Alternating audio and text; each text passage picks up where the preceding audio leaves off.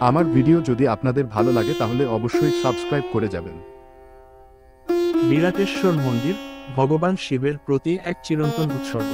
বিরাটেশ্বর মন্দির, যা বিরাট মন্দির নামেও পরিচিত, ভারতের মধ্যপ্রদেশের শ্যাডল জেলার সোহাগপুরে অবস্থিত ভগবান শিবের প্রতি নিবেদিত একটি মহৎ প্রাচীন মন্দির। এই মন্দিরটি আধ্যাত্মিক মহিমা এবং স্থাপত্য উৎকর্ষের প্রতীক হিসেবে দাঁড়িয়ে আছে। কালাচুরির রাজবংশের রাজা মহারাজা যুবরাজ দেব খ্রিস্টীয় দশম-একাদশ শতাব্দীতে নির্মিত বলে বিশ্বাস করা হয়। মন্দিরটি উত্তর ভারতে বিশিষ্ট ধ্রুপদী নাগর শৈলীর স্থাপত্য প্রদর্শন করে।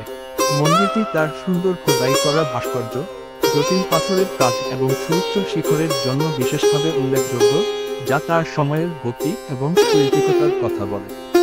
বিরাটেশ্বর মন্দির কেবল উপাসনার স্থান নয়, বরং ভারতীয় প্রত্নতাত্ত্বিক এসআই এর অধীনে একটি সুরক্ষিত স্মৃতিস্তম্ভ।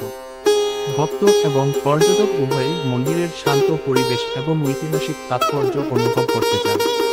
মন্দিরটি বিশ্বাসের একটি প্রাণবন্ত কেন্দ্র হিসেবে রয়ে গেছে, বিশেষ করে মহাশিবরাত্রির সময়, যখন হাজার হাজার ভক্ত ভগবান শিবের কাছে প্রার্থনা করার জন্য সমবেত হন। এটি একটি সত্যিকার রত্ন যা ভারতের সমৃদ্ধ সাংস্কৃতিক ও ধর্মীয় ঐতিহ্যকে প্রতিফলিত করে।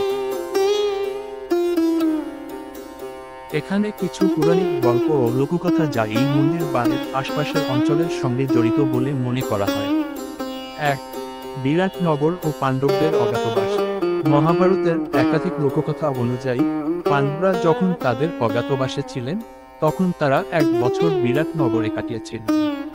কিংবদন্তি অনুসারে এই বিরাটনগর আজকের শাহদল বা তার পার্শ্ববর্তী এলাকা বলে বিবেচিত হয়। বিরাট রাজা ছিলেন এই অঞ্চলের অধিপতি এবং তার নামে এই শহরের নাম বিরাটপুর বা বিরাটেশ্বর হয়েছে বলে কথিত আছে।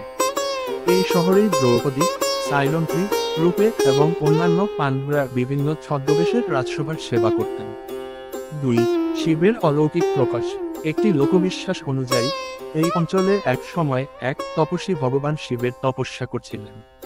তপস্যায় তুষ্ট হয়ে শিব নিজে এখানে প্রাকৃত হয়েছিলেন এবং সেই ঘটনার স্মরণে বিরাটেশ্বর মন্দির প্রতিষ্ঠা করা হয়। স্থানীয়দের মতে, মন্দিরের শিবলিঙ্গ নিজেই মাটি থেকে উঠে এসেছিল এবং তার উপরে পরে বিশাল মন্দির গড়ে তোলা হয়। 3. দেবতা ও অসুরদের যুদ্ধ। আরেকটি কাহিনীতে বলা হয়, বিরাটেশ্বর ছিল এক সময় দেবতা ও অসুরদের মধ্যে সংঘর্ষের ক্ষেত্র। এখানে দেবতারা শিবের আরাধনা করে শক্তি অর্জন করেছিলেন এবং অসুরদের পরাজিত করেছিলেন। এই জয়ের স্মরণে এই স্থানে বিরাট মন্দির তৈরি করা হয়, যা শক্তির প্রতীক। এগুলো মূলত লোককথা ও পুরাণ মিশ্রিত কাহিনী। যদিও ঐতিহাসিক দৃষ্টিকোণে এই মন্দির পারমার রাজবংশের নির্মাণ, কিন্তু স্থানীয় সংস্কৃতিতে এইসব গল্প প্রচলিত।